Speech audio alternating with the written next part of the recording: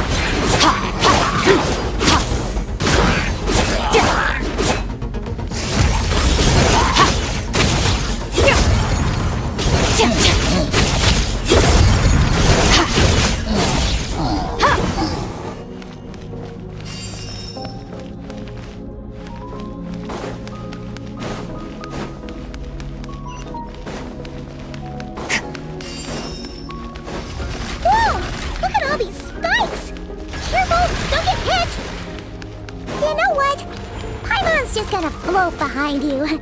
Come on, you got this.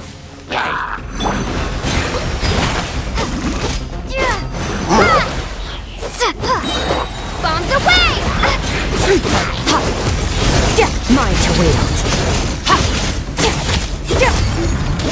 Hey, what are you two doing?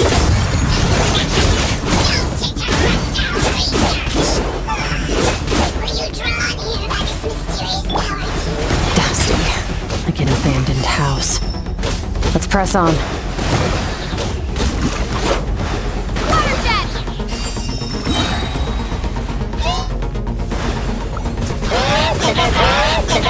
Water jet!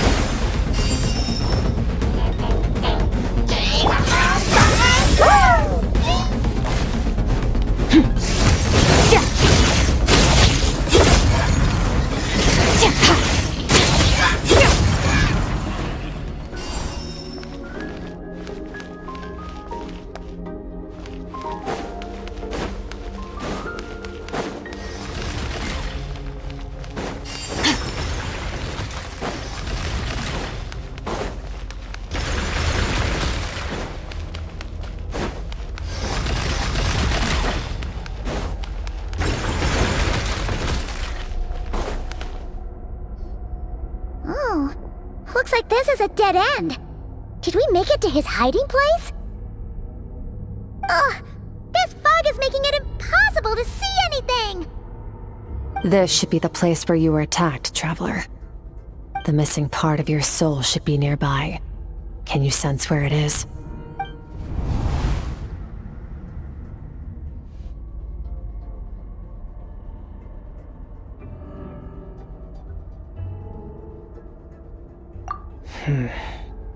Our opponent must have covered his tracks just in case. Otherwise, you should have sensed it much more strongly. Hold on! Look! The spikes are back! Stay calm. Let's hold back a little. Give our enemy some wiggle room so we can see what we're dealing with. If you're too reckless, we might be playing right into his hands.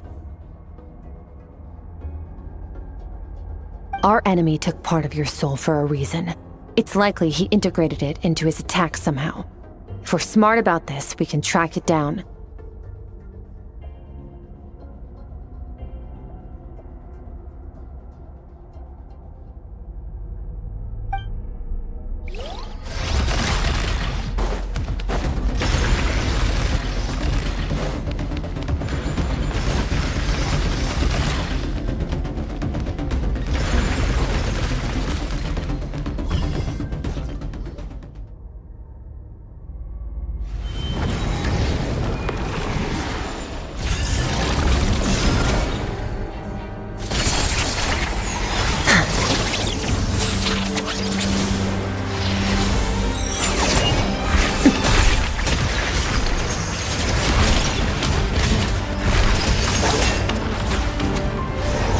From the start, the attacks have been focused on me. Trying to break through my defenses? I see.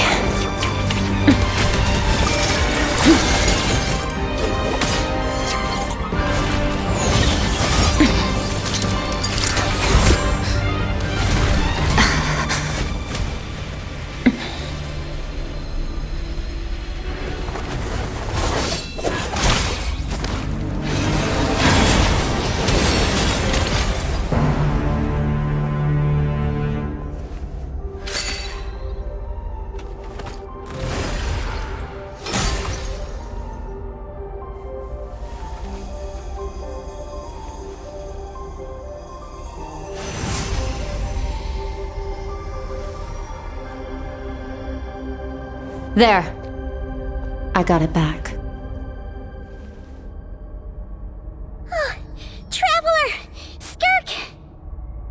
What happened? It looked like Skirk just got... In the Guili Plains, you asked me why this enemy chose you as his target. Now, the answer is clear. It's not just the fact that your strength is impressive. It's also because of your ability to, as you put it, purify abyssal power.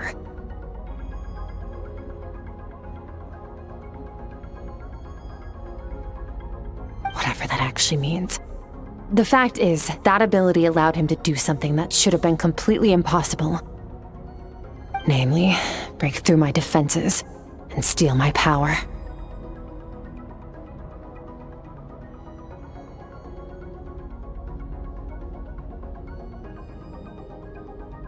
No, he couldn't have known I'd come to his domain. He only stole your soul fragment because he knew the value of its power. I doubt he expected it to come in handy so soon.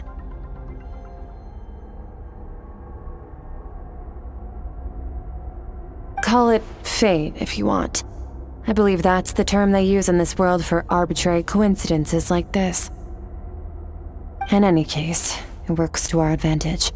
Once I realized what he was using that power for, it gave me the chance to get back what you lost.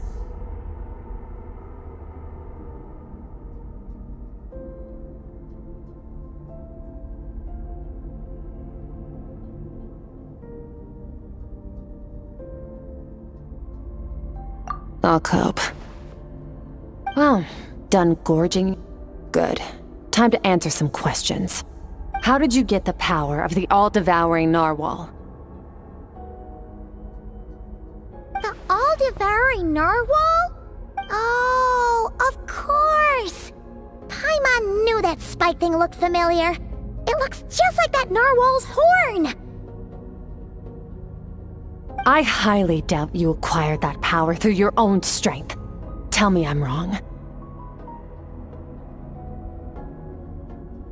You're desperate enough to scour the land for god remains and whatever vestiges of power you can find. That alone proves you wouldn't be able to defeat a creature like that.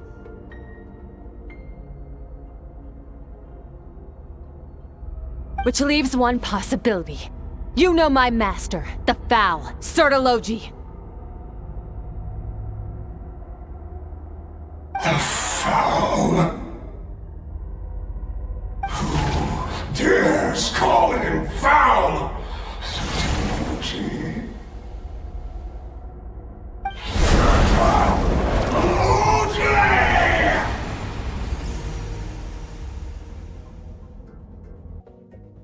What's wrong?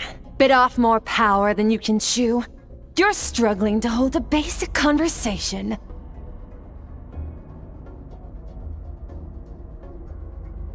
Just a little longer. I'm still... Look! It's back! Those obsessed with power will let it devour them before abandoning their pursuit. Keep calm and use reason to decide the best course of action.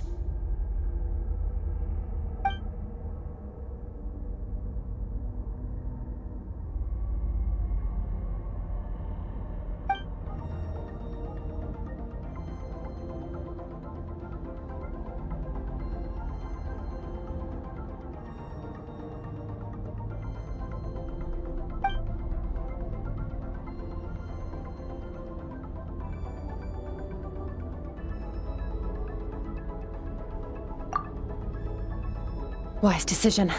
Final victory doesn't always come after a single battle.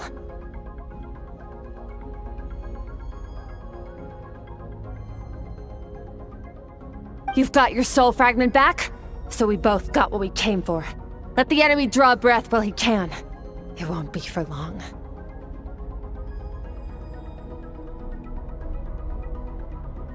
Get us out of here, Traveler. You'll need to lead the way this time.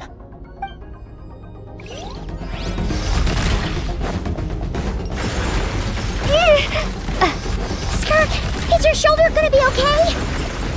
The wound is minor. It'll heal in no time. You should focus on getting out of here alive instead. Uh-oh! Falling spikes! Run!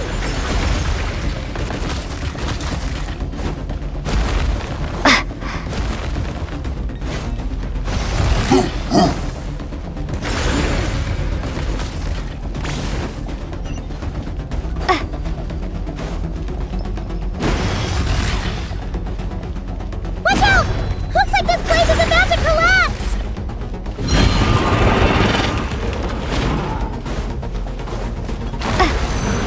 So, this guy's power has something to do with the all-devouring narwhal. Did you know that all along, Skirk? I had my suspicions. That's why I decided to investigate in the first place. But suspicions only get you so far. I needed to verify it for myself.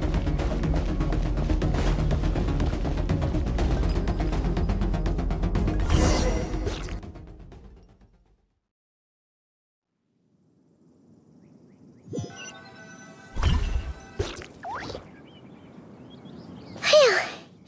Oh, we should be safe here, right? I no longer sense his presence. Can't have followed us out of that abyssal domain.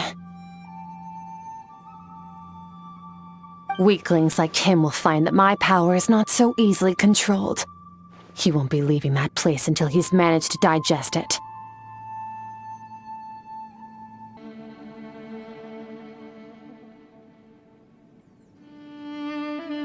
You seem surprised. I suppose that's fair. You've seen but a fraction of what that whale is capable of. That gaping maw could swallow a planet whole. It's called the all-devouring narwhal for a reason. Devouring is what it does best. It can extract power from anything, dead or alive, as long as it manages to make physical contact. Yeah. When we had our run-in with that thing, Neverlet mentioned that it has an instinct to devour. Your dragon friend recognized the nature of its abilities and used the power of Hydro to protect you. That worked because it was in a satiated state, so it was somewhat less aggressive than usual. It's a different story when it has no more power to feed off of. That's when its true voracious nature kicks in. It could devour everything on the planet in that state, which is why I cast it into that void space.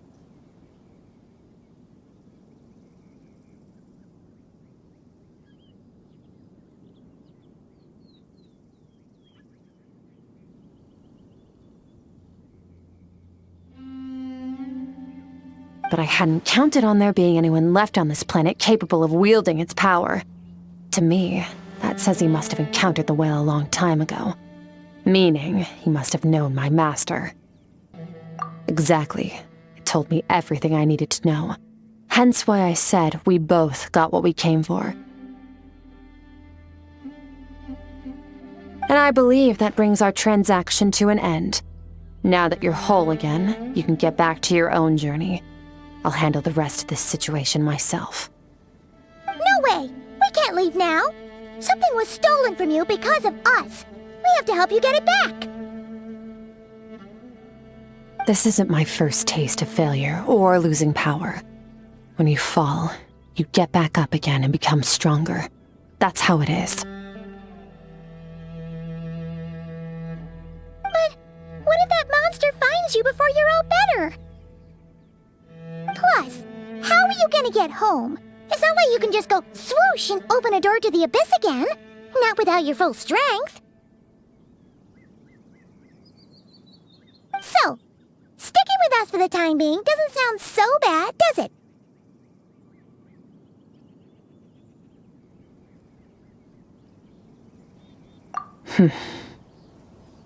Fair enough. Then take this. What is it? A bag of Mora. Nothing in this world is free. I know that much. I'll leave the planning to you. Hurry up and decide where to go. We shouldn't linger. We should take Skirk somewhere she can rest. But where? Paimon gets the feeling Skirk wouldn't like being around a lot of people. Oh wait! Baiju said we could rest in the back room of the pharmacy, didn't he? Let's head there! He'll know something about Master. I'm sure of it. Next time, I need to be ready.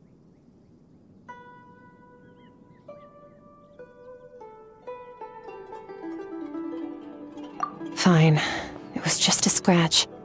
It'll take time to recover my strength, of course. But adapting to situations like this is nothing new for me.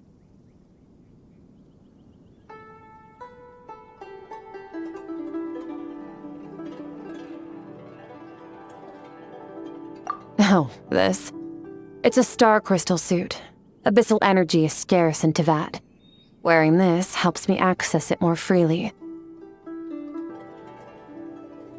It stores concentrated abyssal energy that I can draw from on the go. When the energy runs out, it reverts back to its original form. Found somewhere to rest. Well, lead the way then.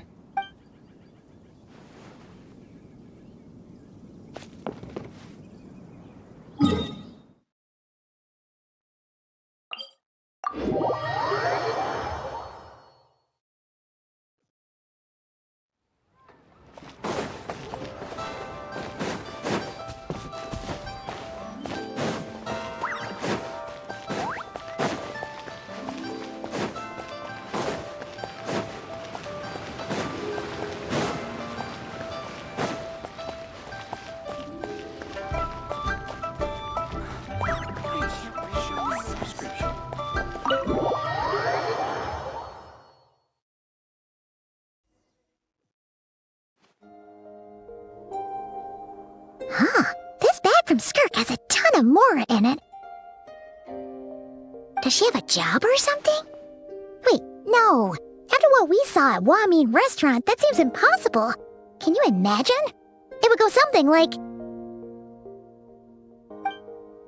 I'll be collecting my paycheck now, boss. Oh, sure thing. Wait, who are you? Have we met?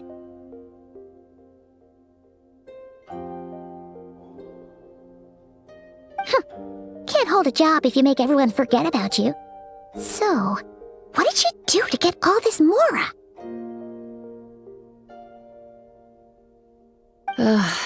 Claimed some buried treasure, took care of a few monsters that were causing trouble. Nothing untoward. It's safe to use. You heard all that?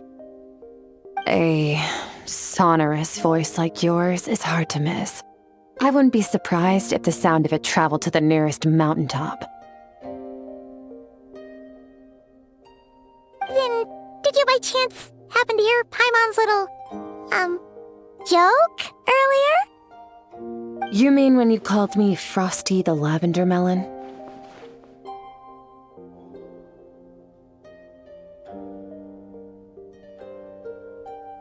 No, sorry. Paimon totally misspoke just now. She didn't say that at all. It was, a Paimon lookalike. Yeah, she's a piece of work, that one. Always impersonating Paimon and giving people weird nicknames. Okay, fine. The truth is, Paimon didn't like you all that much at the start. But things are different now. You helped the Traveler in a big way, so... What do you say? Friends?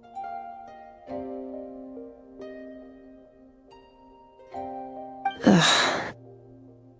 I noticed there was only one bed. Go ahead and get some rest. Wait, what about you? I don't get tired, and I don't need rest. I'm going to practice my sword work. That should help me regain some strength.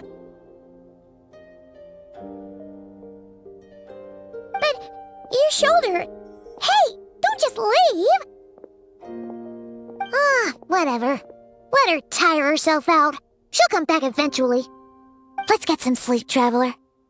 That comfy bed is calling, Paimon.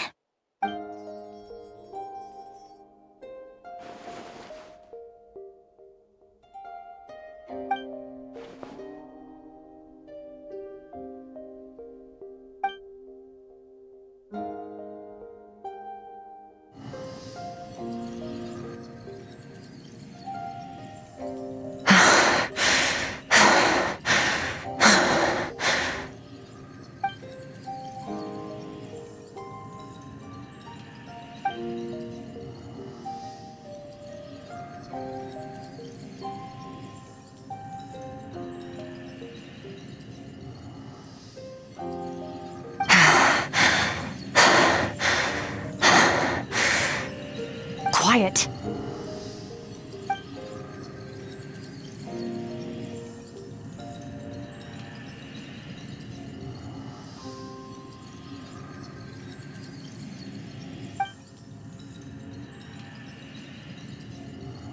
Do you even remember how many of us perished in that fire?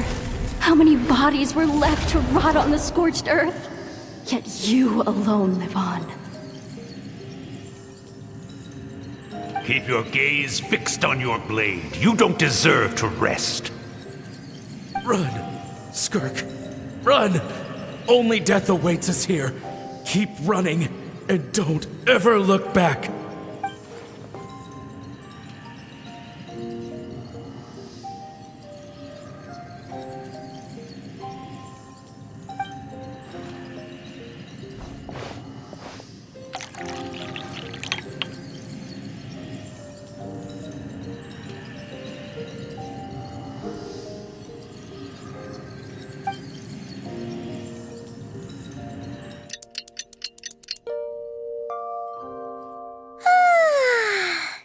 Getting an early night's sleep is the best. That bed was so comfy. Wait, Skirk? Have you been sitting out here the whole night? The bed's all yours if you want it.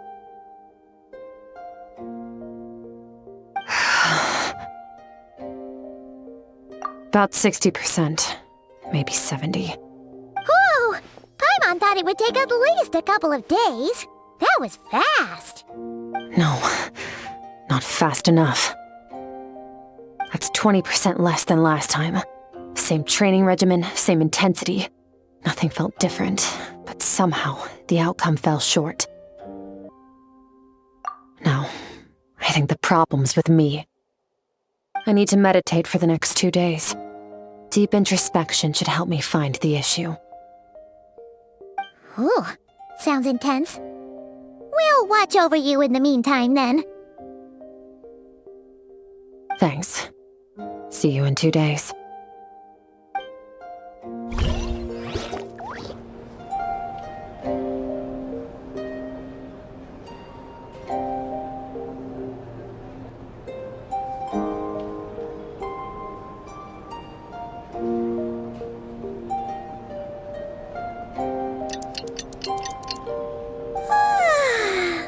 Morning! Skirk is still meditating, huh?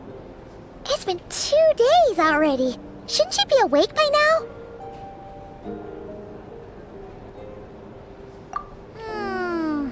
Paimon can't think of anything we can do to help. Oh, wait! Breakfast!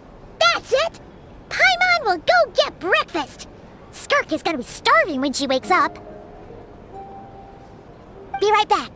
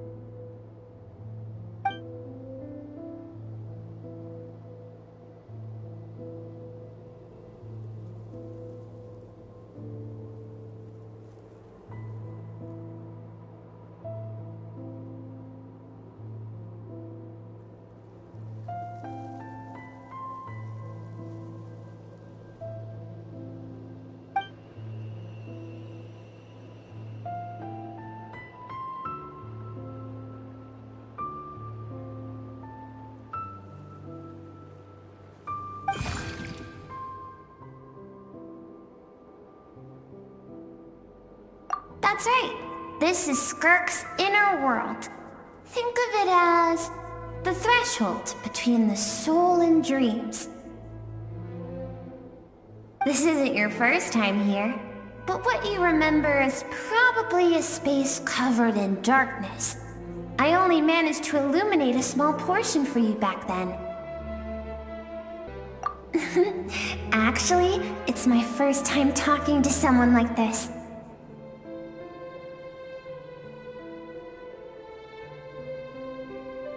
I only managed to break free and bring you here because the injury weakened her power. I guess that's why I can speak again, too.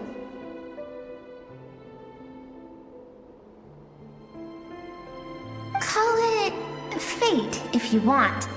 I think that's the word they use in this world for lucky coincidences like this, right?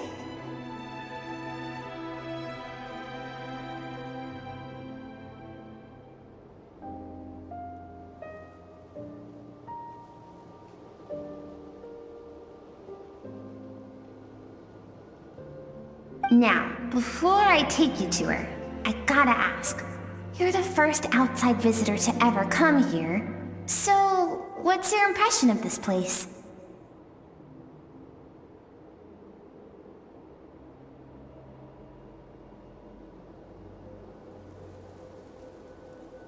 Oh, you noticed. This river represents Skirk's strength. Strength accumulates over time. It is the summation of a person's lived experience. So this river is where all the fragments of Skirk's life should converge into a single stream of memories and emotions, flowing forward as one.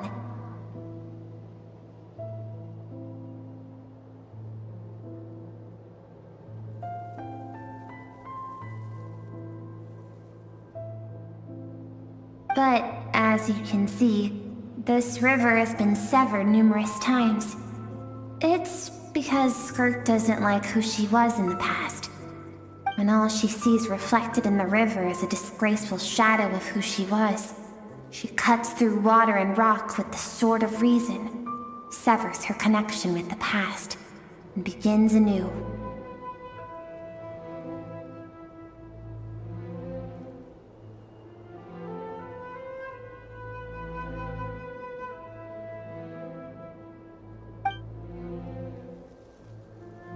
You must learn to shut out all the pointless emotion. Crush the self that makes you weak, and become master over your physical form. This isn't my first taste of failure or losing power. When you fall, you get back up again and become stronger. That's how it is.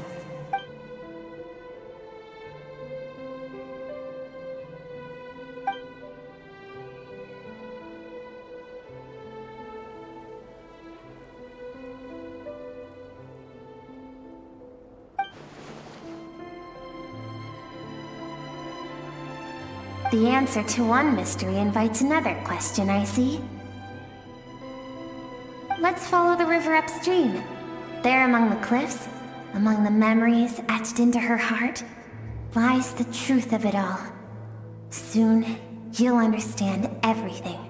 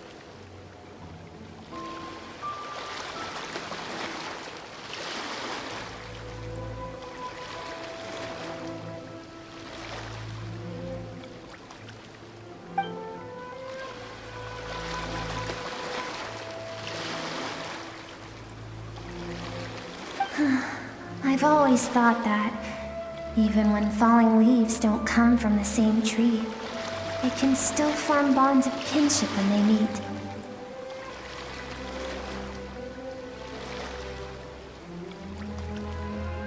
Like meteors, you both made a journey through the stars. Both travelers who have landed on a planet that is not your home. Yet, when she first noticed your presence, although she hesitated for a moment, she still chose to walk away, indifferent as ever.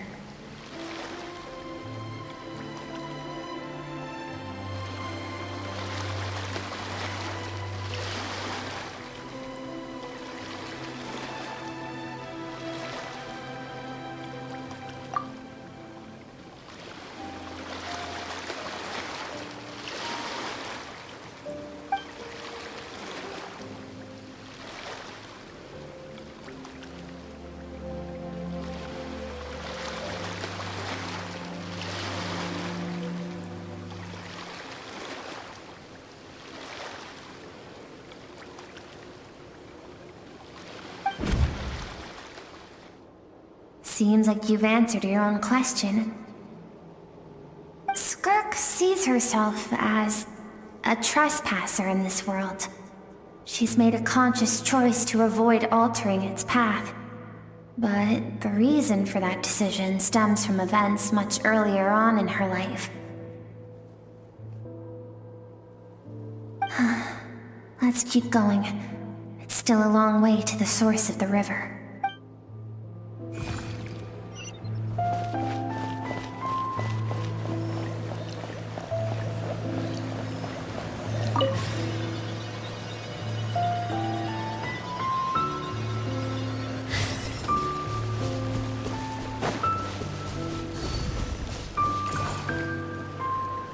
You now have what it takes to wield immense power. From this day forth, I shall teach you no more. No one can become a worthy warrior through imitation alone. I have given you fangs and claws. Now, you must learn to hunt. You wish me to travel the world beyond on my own, Master? Indeed. Make new friends.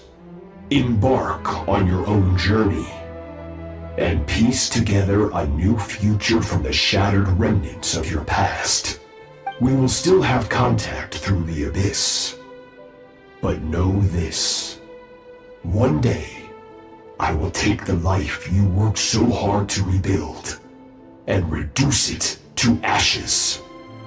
Just like the fire that haunts your mind.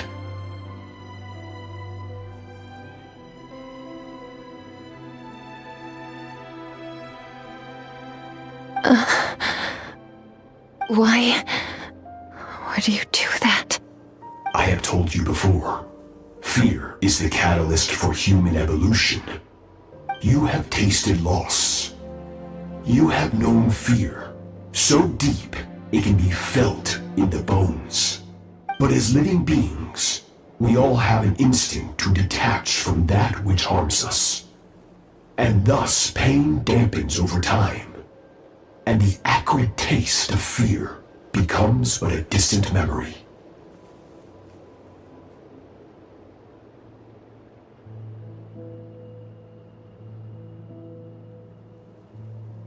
Yet now, I have bestowed upon you the gift of fear eternal. It will drown you in the nightmare of your childhood, or it shall drive you to defeat me, whatever the cost.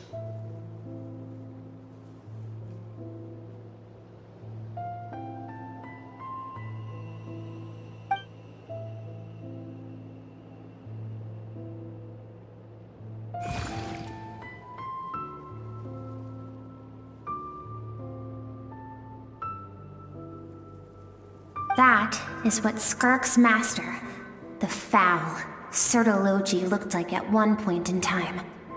Of course, as a higher being, physical form is a triviality to him. He could appear as a beast, a human, or even a monster that defies description. The form you see him in here, clad in abyssal armor, is the one he usually wears when traveling through the stars.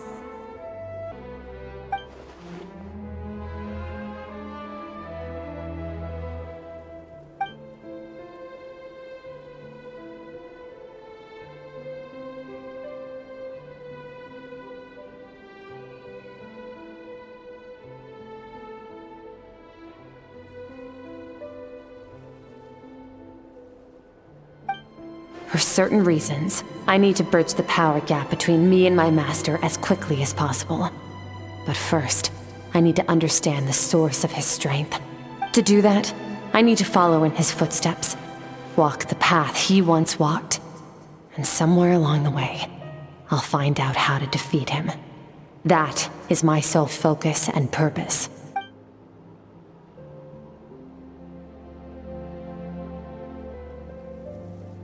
I'll let you in on a little secret. The real Surtology is terrifying. The scope of his power is impossible to understand until you experience it firsthand. It is absolute, the power to crush all things.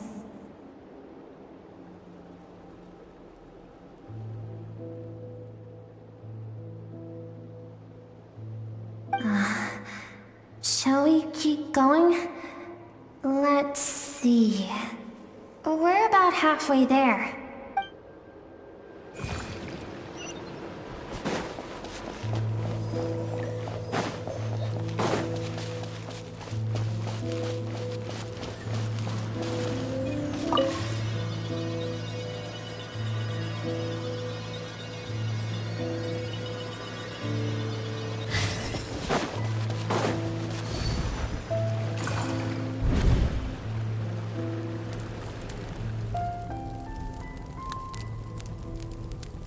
We've made it quite a ways already.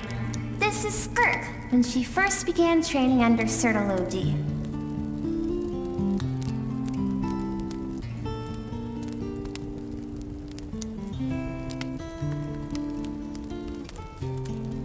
I have set your broken wrist.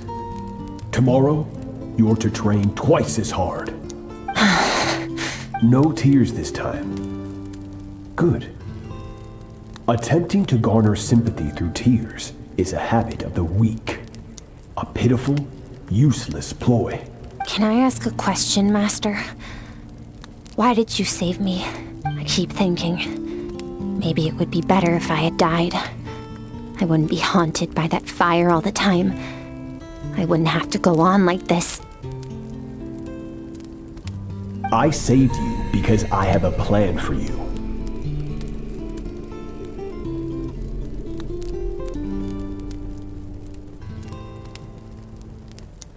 It has been too long since I fought a battle that demanded my full strength, and I hunger for it. Every so-called genius and prodigy I have faced has crumbled like sand underfoot. Before me, even fate bends the knee. So, I will teach you everything I know.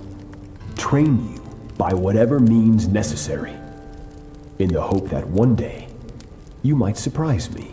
But I don't want to draw my sword against you, Master. What you want matters little. Among the boundless sea of stars, the cries of the weak are but faint murmurs that disappear into the void. You of all people know that well. Yes, Master. From that day forward, all she knew was grueling training, emptiness, and fatigue. After some time, her talent bloomed, and she gained control over her emotions, like her master. How should I put it? It was not that human emotion disappeared from her heart, but that reason came to dictate all she was allowed to feel. I suppose it was at this point that she became the Skirk you know today.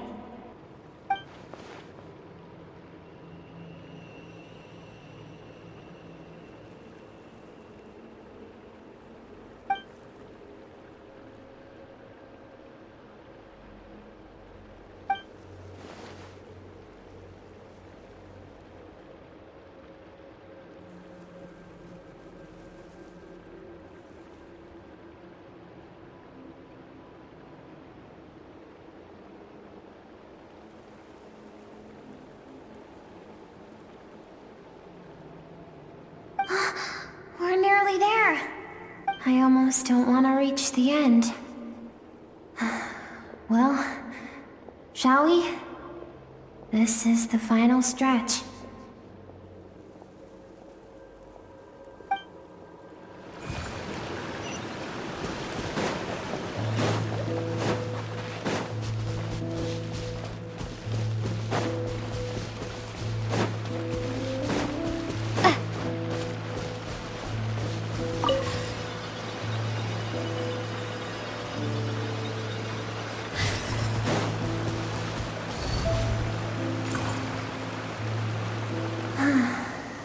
These are Skirk's happiest memories. What a simple and carefree time it was. Wisps of clouds dotted the sky. The sun bathed everything in golden light. And when song filled the air, not even the shyest of flowers could resist swaying along.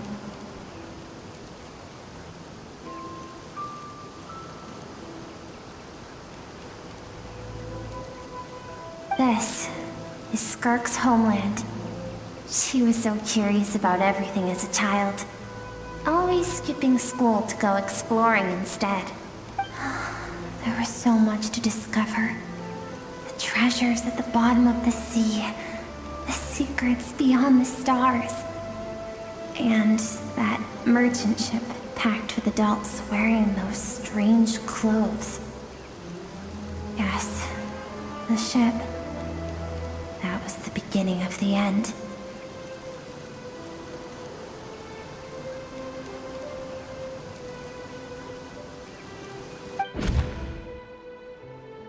It was a spaceship. When it arrived, the people that disembarked wore smiles on their faces and spoke of friendship. They claimed to be merchants from a neighboring planet, looking to establish trade.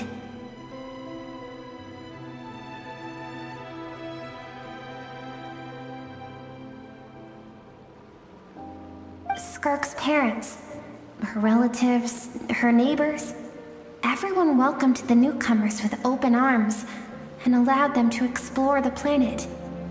To them, the visitors were guests and should be treated with hospitality. No one had any idea of what was to come.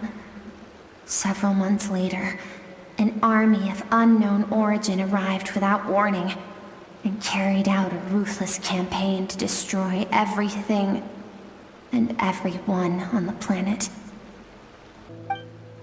Skirk had skipped school that day, like so many times before, so she was not caught in the immediate wave of destruction.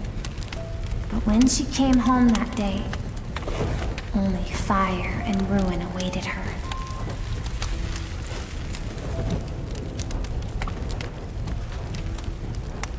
Countless people cried out to her for help. People she knew and loved. Friends and relatives. The little girl who lived next door. The shop owner with the bad leg. The bad-tempered teacher she had made fun of just that morning. Their lives were discarded like worthless trash as the fire consumed one life after another. Skirk was helpless. All she could do was run. And so she did. She kept running until an unexpected figure crossed her path. If Sertology hadn't been there in that moment, the fire would have claimed her life too. And there she would have remained, left to rot in the scorched earth, with no answer as to why any of this was happening. Because she and her people were seen as a threat. As the initial merchant ship explored the planet, they discovered that it hadn't always had the condition to support life. Yet there was evidence of human activity, even during the periods of extreme heat or cold in the past. Further research revealed that, over time, people of this planet had evolved the ability to adapt to any type of environment or energy source. For that reason, the outsiders viewed them as a potential threat and decided to eliminate them before the threat could rear its head. And so, The army was called, and the so-called danger was wiped from the face of the planet.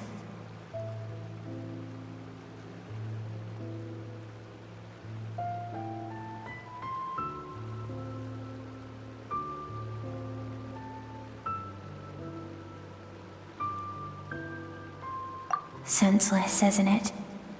Deemed a threat because of a gift they didn't even know they had.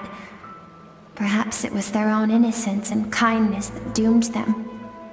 But in the end, that was lost to the blaze as well.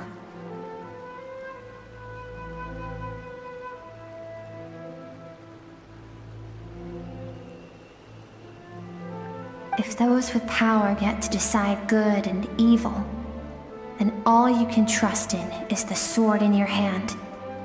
And so, before death could claim her, she ran. She ran and never stopped.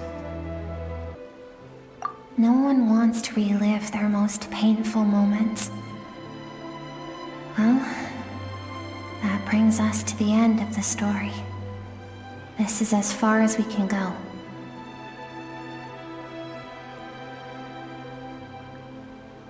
Skirk is waiting over there. For both of us. Let's go to her. It's time to fulfill my purpose. And my greatest wish over all these years.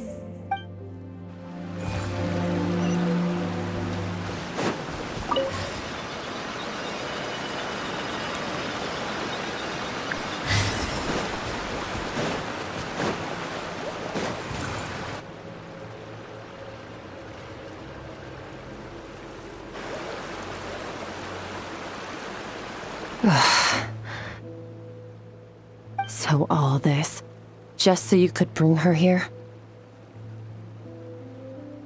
I have things to say to you.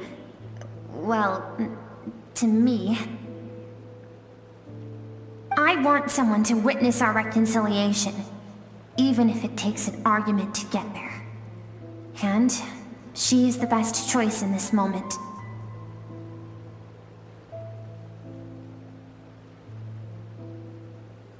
Her suppressed emotional self. The version of herself she keeps locked in the recesses of her mind, stifled by reason.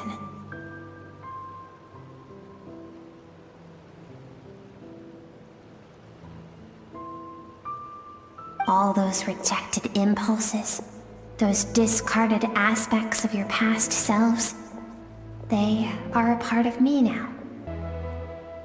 I am who you used to be. Someone you have refused to face for too long. So, I came to face you instead.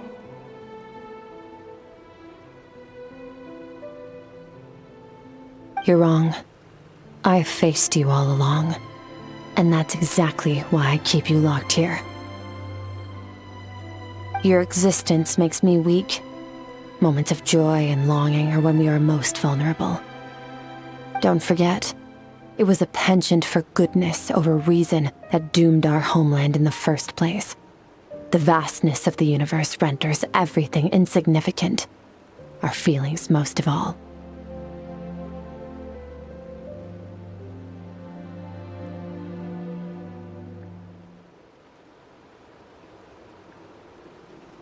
Even so, learning from the mistakes of the past doesn't have to mean erasing everything.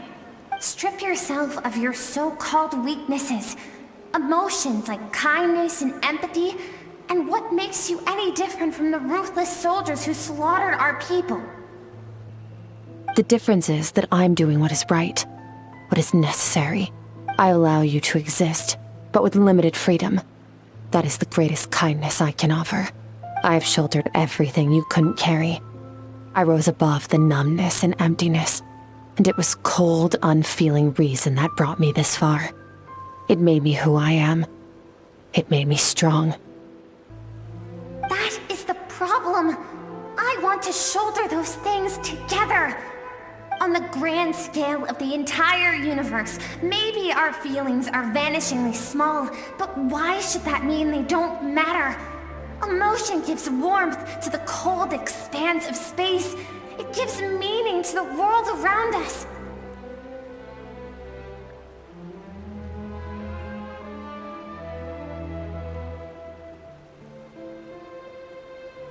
Think back to those nights of gazing at the stars, those afternoons of exploring the unknown. Think back and let them grant you peace. A brief respite from the pressure you put on yourself.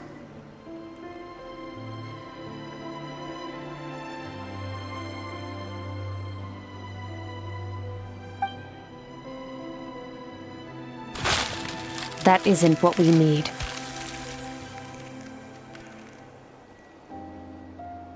Exactly what we need! Aren't you curious about why recovering your strength has taken longer than normal this time? Finally, you get to the important part.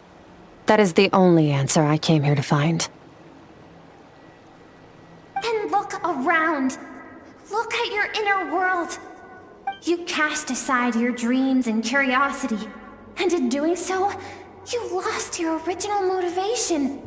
You severed all connection to who you used to be, so you can no longer draw strength from your past. Now, the only things driving you forward are fear and survivor's guilt. But these cannot take you far enough. And so, this river, the source of your strength, grows more polluted by the day.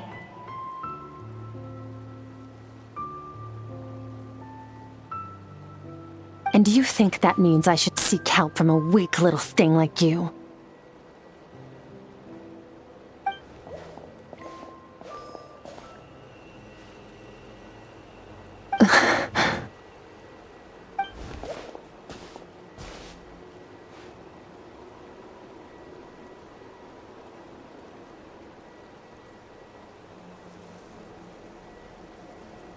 Thank you for saying that. I knew bringing you here would be the right choice. To be honest, I'm not here to argue with you. This isn't about who's right or wrong. And in fact, I agree that in order to make it through the wake of that tragedy, we had to distance ourselves from the pain through reason over emotion. But what is right at one point in time isn't always right forever.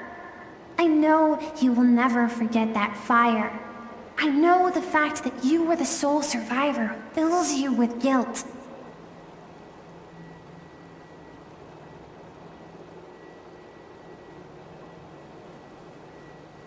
And I know that among the voices that haunt you, mine is there too. Because deep down, you know that you didn't turn out to be the person you wanted to be.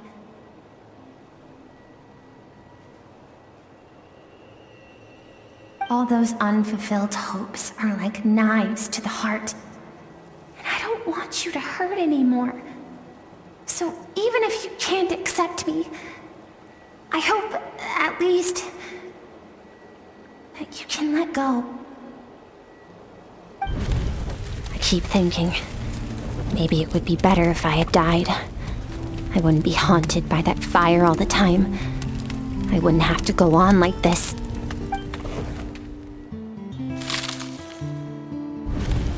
Your dad and I, we're not afraid to stare death in the face, but we need you to survive.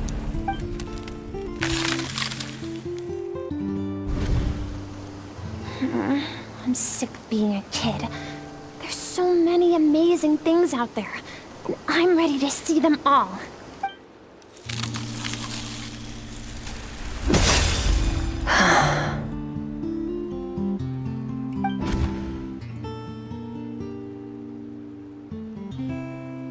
I remember. There was a song Mom and Dad always sang when we went out to fetch water. Dancing water. The sand along your path is begging for your song and movement. Will you carry this burden with you on your journey?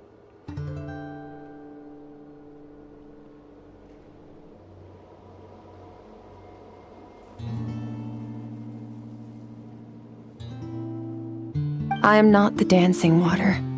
And you are not the burdensome sand. But if If this is your wish, then I will carry you with me until the end.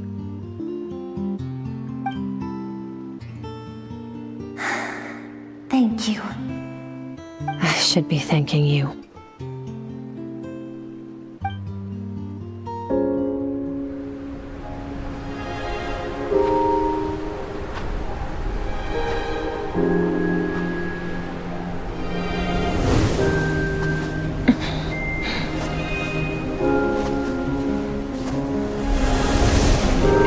Run, Skirk, run!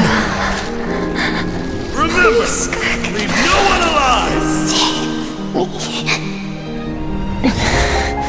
Heed my words, Skirk. Let fear take root in your soul. Did you survive? Why was it only you? Skirk, did you become a positive light in this world?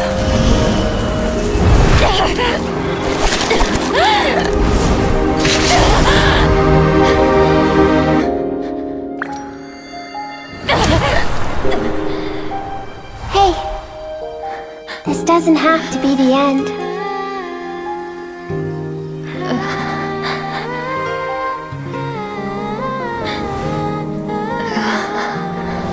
Life is a gift.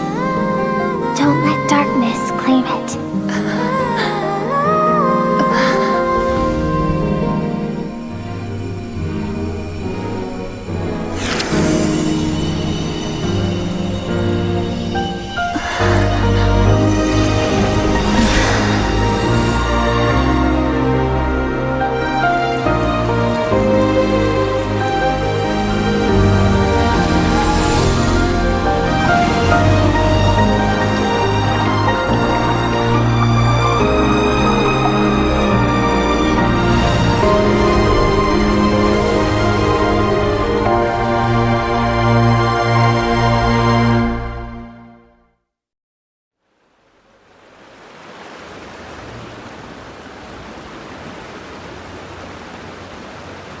So, you saw my memories then.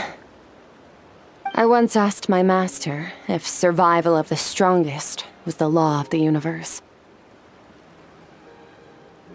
He said no, but in a world without order, those with no moral boundaries tend to be the ones who survive.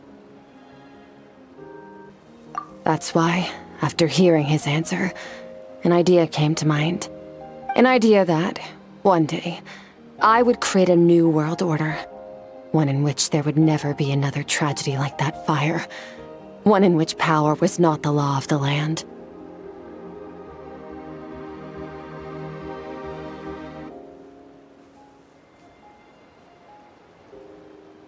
But that means I must defeat him.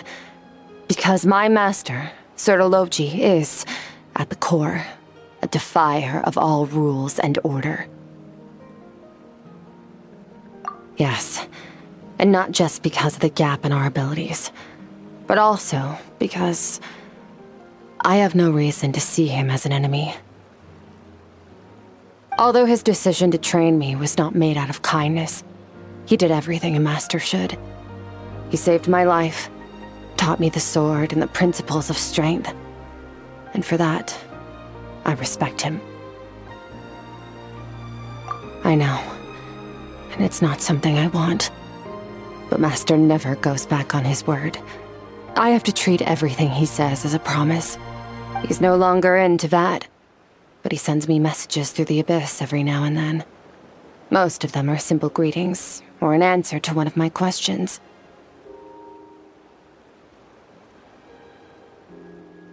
Every time I hear from him, my heart skips a beat. And I wonder if this is the moment where he'll finally appear before me and tear down everything I've built to pieces. Maybe that means I do live in eternal fear, just like he said. Yes, I respect him, but I'm also afraid of him. And for that reason, the pursuit of strength consumes every moment of my life. I don't know what Master has planned, but I have to be ready.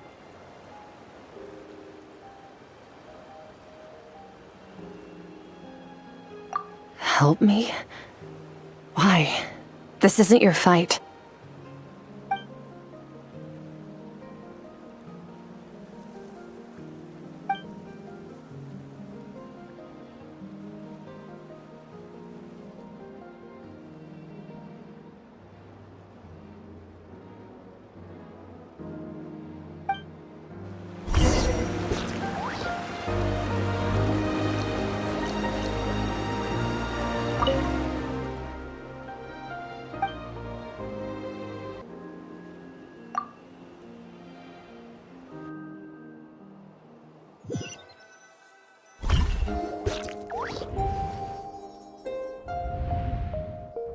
Oh, you're finally awake!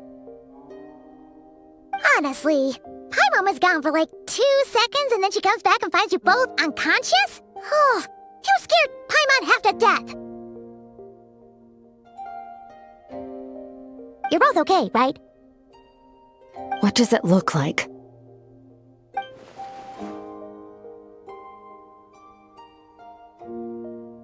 Only water from the source can cleanse the rot and filth that flows from the past into the future.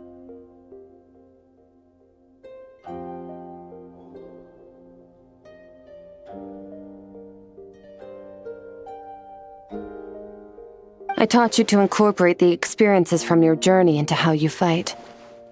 I suppose what happened today will become an inseparable part of who I am. Okay, so Paimon feels like she's missing some important context. But whatever. Paimon brought back tons of delicious snacks! Let's dig in!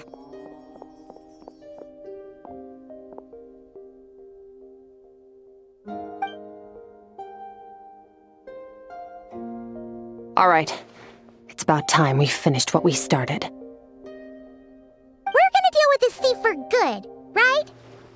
This time, I'm not going to tell you to hold back. But having digested even more power in the meantime, he's going to be tougher than before. The good news is, we have no reason to pull our punches this time. So, let's go. Same place as last time.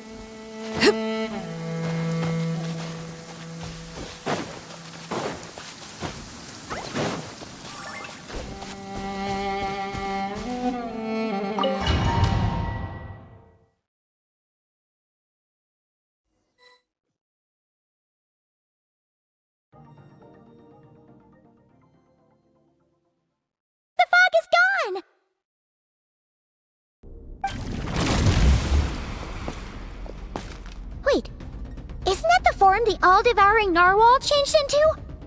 How come he knows that, too? Really? So, you're telling Paimon that giant whale and this guy can both turn into the fowl? How does that work? It's a subconscious instinct. Any intelligent being who longs for his level of strength is bound to mimic his appearance. It's a natural response after encountering someone as powerful as Master. To them, he represents ultimate power.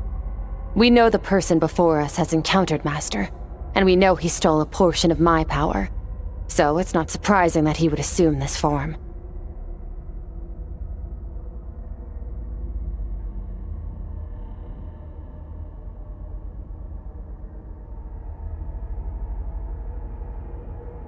Okay. Oh, the closer Paimon looks, the more intimidating it gets. Nervalette isn't here this time. so it's up to us. He won't have the nerve to steal again after we're done with him. Let's teach this guy a lesson.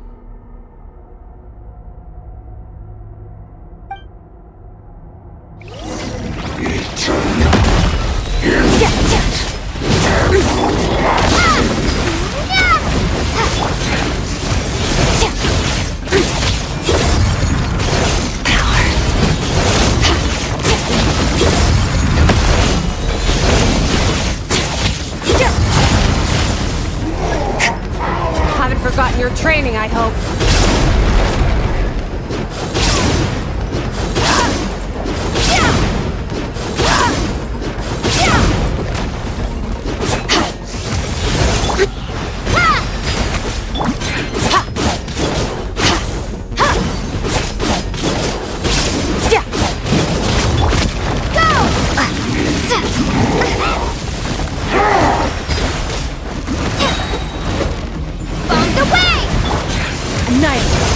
Mine to wield.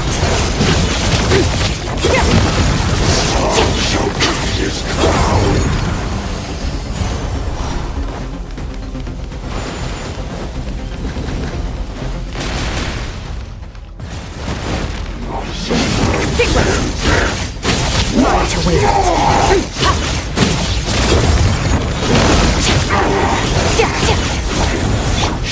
Beyond this world.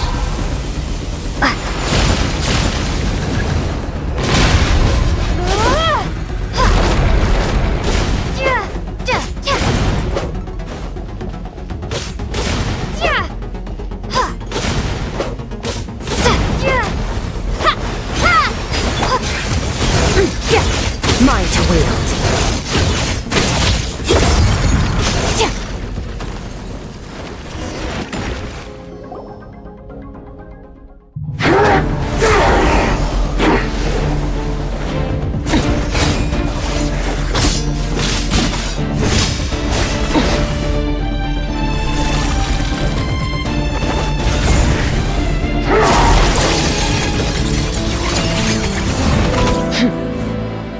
Haven't had enough of my power.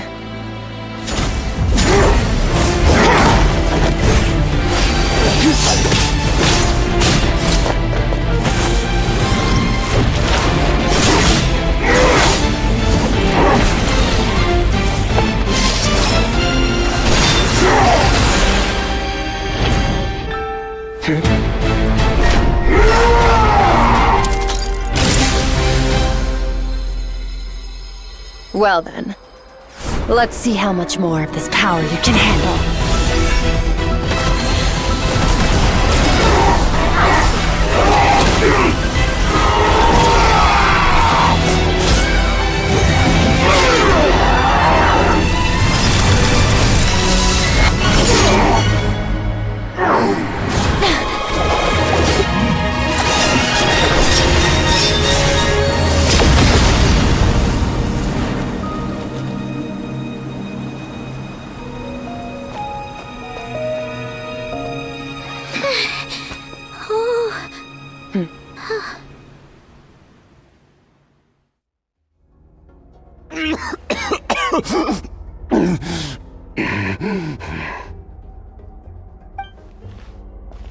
Well, have you come to your senses?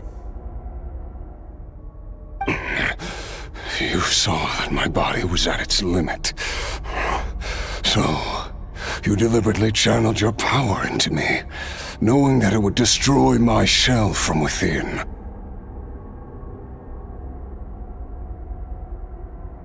Such power, such keen battle instincts. So you must be... Skirk, Sertologi's disciple. How long has it been? How long has he been away from Teyvat? Hundreds of years. Hundreds? Sorry, it's a lot to take in. I should introduce myself.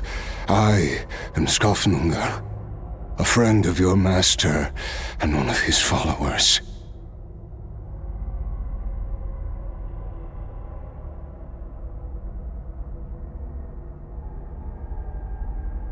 This is the first time I've heard your name, Skirk. But hundreds of years ago, I knew you existed. And I knew you would come here. Hundreds of years ago? Sounds like you and Master have quite the history. Care to tell us about it? Of course. Might as well take advantage of a clear head while I can. The story starts a long, long time ago.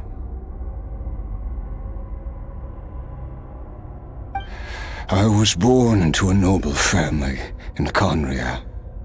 As the eldest son, I was set to inherit our title. But I contracted an incurable illness as a child, and everyone gave up on me.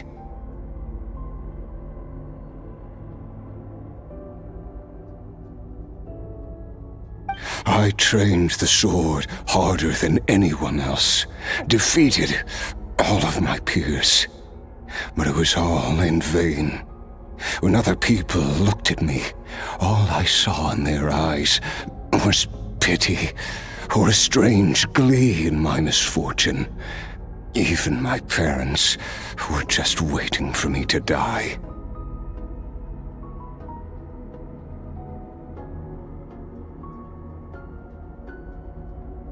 Over time, my heart hardened, and I became aimless. That was the point where I met your master, Sir Taloji. We were similar in age, but different in background. He was born in prison, the son of criminals who had been sentenced to death. He spent his childhood wandering the streets, facing more criticism than the literary works in the Universitas Magistrorum.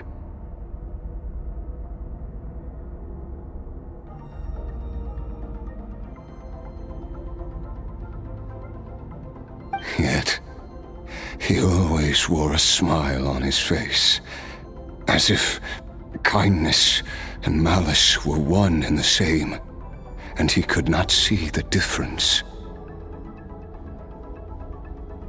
I still remember what he said to me when we first met. You need to fight to survive. Even if it's a losing battle, it should light a fire under you. How can you sit back like this and go down without a fight? That does sound like something he would say. He was the first to acknowledge that I was worth something, and he inspired me to keep going. When we sparred together, it was the first time I'd actually felt the thrill of combat.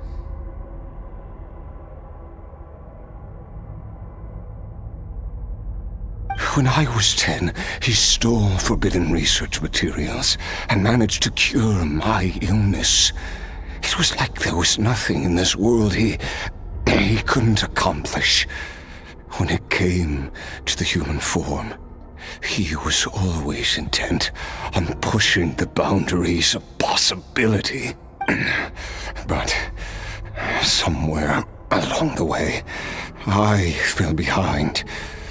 My talents were nothing compared to his, and at some point, I realized he had pulled so far ahead, I was too embarrassed to even ask him to spar.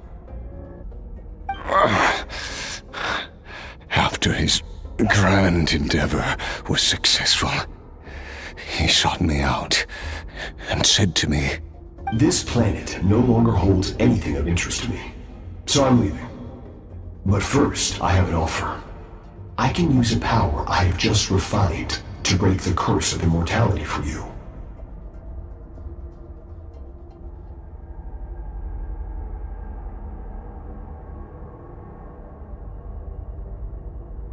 Your death was once what we worked so hard to prevent. But the immortality you now face is a different kind of pain altogether.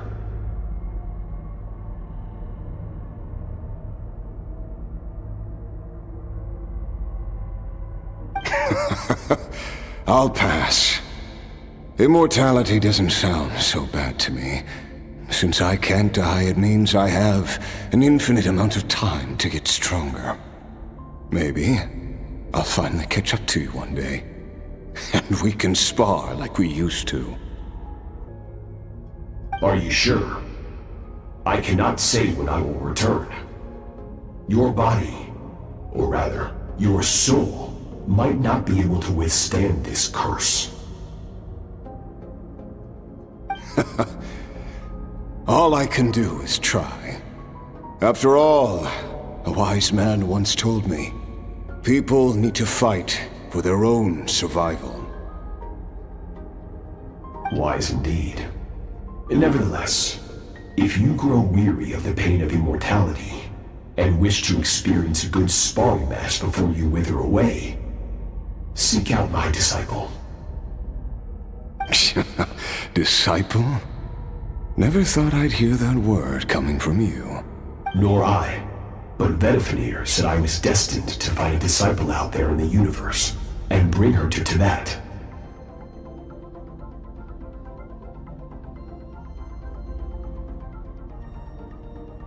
You know as well as I, Betwixt prophecies are never wrong. Well, now I'm curious about who this disciple of yours will be. All Betwixt said was that one day, the stars shall bow in her honor. Sounds pretty impressive. Of course. Only the most outstanding people would have the right to become my disciple. Still self-assured as ever, I see. But you're not wrong. I'll be leaving then. Oh, and if you are serious about getting stronger, I left you a little gift in the primordial sea. As I've said before, walk whatever path you want. Freedom means even the wicked get to make their own choices. Waiting for me in the primordial sea was the all-devouring narwhal, already beaten into submission by Sertologi. In its weakened state, I was able to cut off part of its flesh and sew it into my own heart. Your heart? That sounds like torture! How did you even survive that? Because, of course, I bear the curse of immortality. So, you used the curse to turn yourself into a vessel for power. Even with that whale's ability, devouring power like that is not something the human body can withstand. With your body and soul constantly at the breaking point, it was the curse of immortality that sustained you. But that is not the path to strength. You have to pour your heart into it, work for it, dream of it. Instead, you stole something that didn't belong to you, and it backfired. You're right. I should have known better, but I had already pushed myself to my limits, and he was still miles ahead of me. So I had to take a leap of faith. I miss your master. I miss the days when we were all together, troublemakers without a home.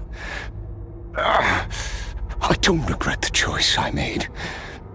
But if you'll allow it, I do want to apologize. To both of you.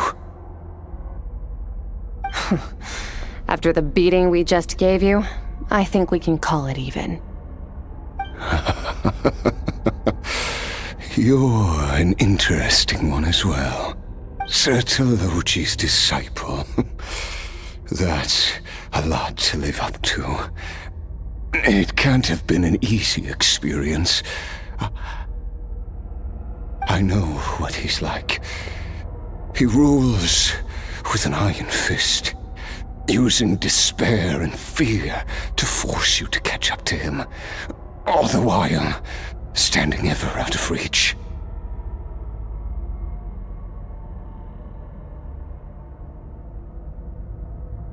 We're like mountain climbers in the dark, never knowing how much higher we have to climb, or when we will see the sun again.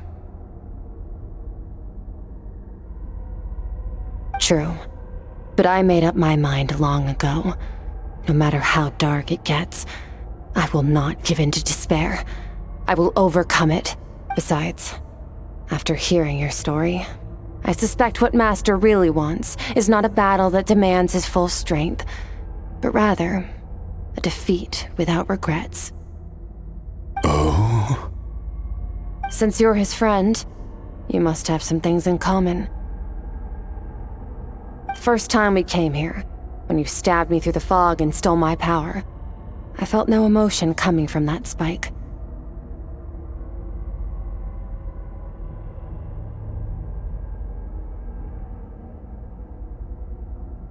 But when you had to devote all your strength fighting me just now, I could feel joy and passion emanating from your blade.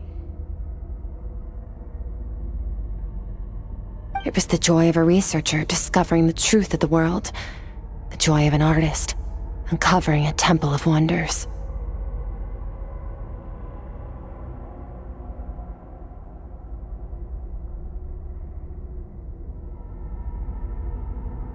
Interesting.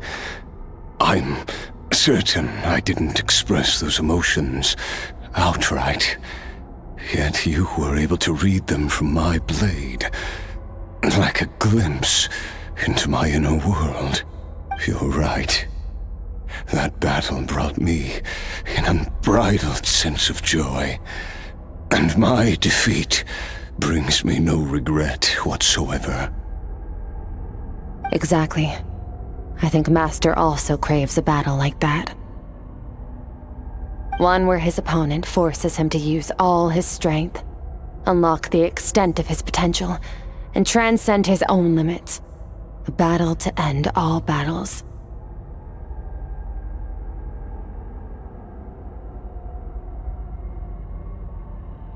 After which, all can come to an end, including, perhaps, his life. For that very reason, good and evil are meaningless to him.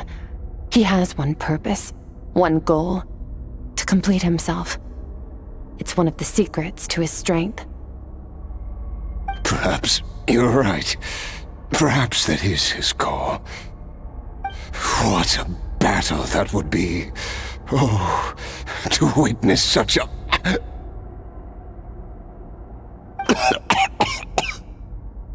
Are you okay? Too many different kinds of power are surging through my body. The curse of immortality allows it all to coexist, but it does not remove the pain.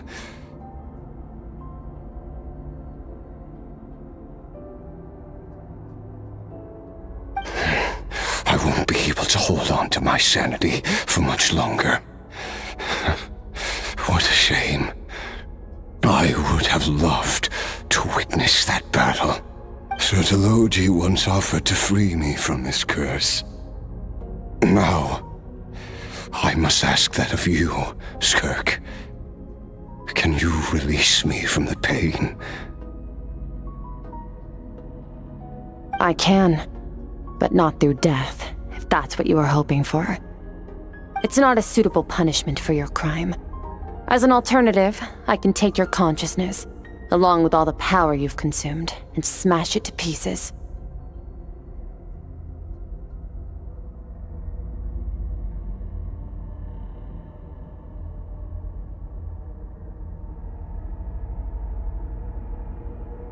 The impurities will dissipate, and under the curse of immortality, your mind and body will regenerate. When that process is complete, you will be back to who you were before, no longer tortured by powers you can't control. But it will be a time-consuming and painful process. The decision is yours to make. I accept. And who knows? Perhaps I'll wake up in time to witness your great battle with Sertologi. I have faith that you'll be able to stand against him one day. Though I know it'll be a long and arduous road if we are climbers in the dark. It appears the dawn has finally broken for me. But your ascent continues. At least, it looks like you are not alone on your journey. I will reach the top of this mountain, no matter what it takes. And you, Skofnunger, will be my witness at the end of all things. That's finally over. Let's get out of here. Huh! At least we don't have to make a mad dash for the exit like last time.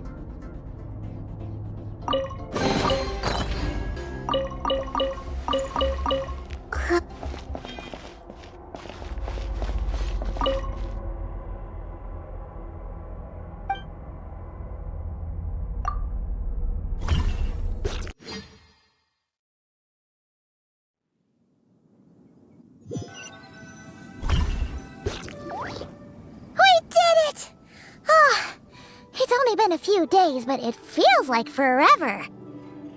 Once again, we've proved there's nothing we can't overcome. We're just that awesome. Wow, you sound even more confident than usual.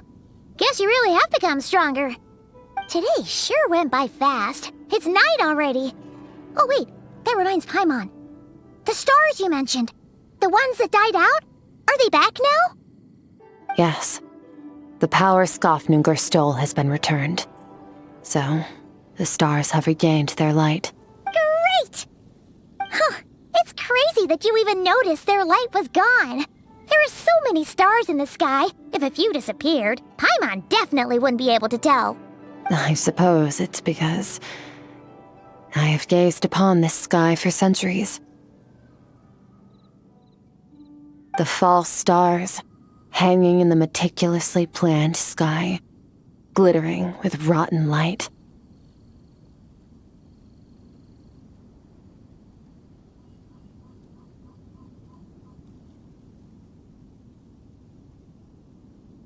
It's not real, and yet, it is for that very reason that I can look upon it and enjoy the momentary peace it brings.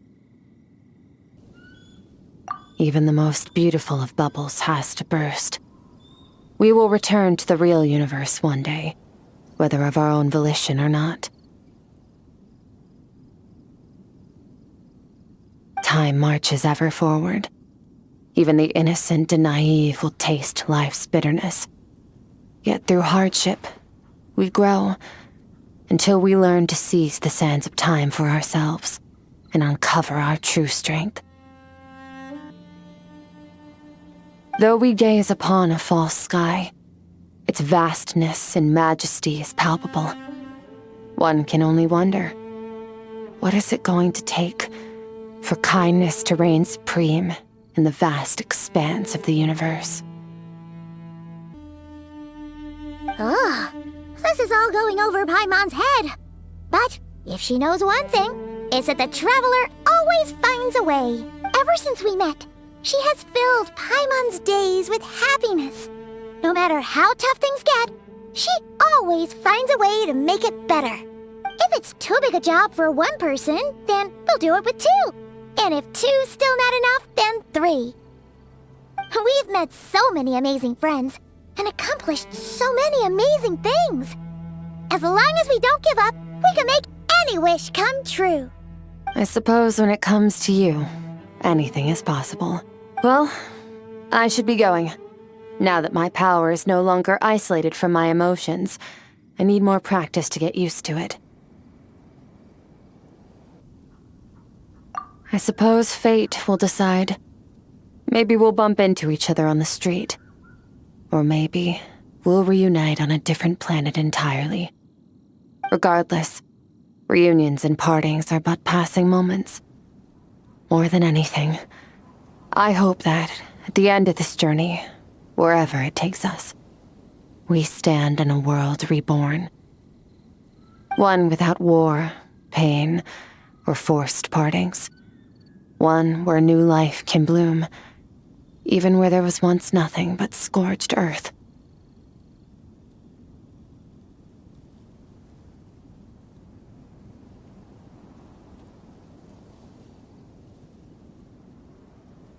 For this, we must all work to become stronger. If that's what you want to call me, I won't object. Goodbye. Bye!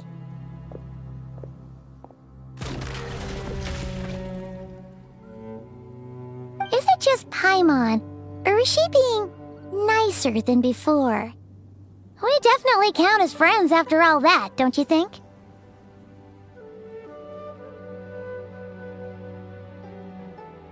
Hey, what do you think about camping here tonight? There's nothing quite like sleeping under the stars. Come tomorrow, we can continue our journey. Oh, and since Paimon treated you to that super nice meal at Wanmin Restaurant, it's about time you returned the favor.